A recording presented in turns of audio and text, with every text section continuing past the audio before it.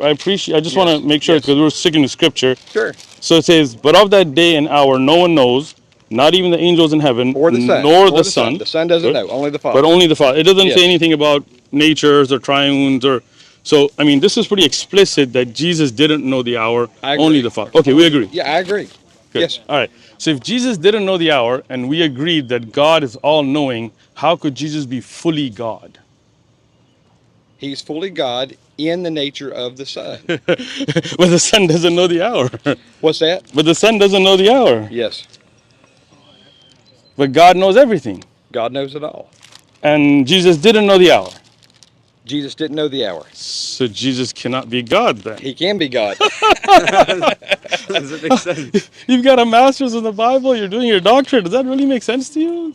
It does when you if you view it in the view of the Trinity. I mean, even in the view of the Trinity, yes. No, there's a Son who is distinct from the Father according to the Trinity, right?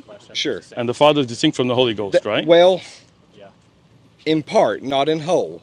They are all three are God, one in spirit, one in who they are, but they also have distinct roles. And in this aspect of it, Jesus says only the Father knows the other aspect of the Godhead. Okay. Don't know.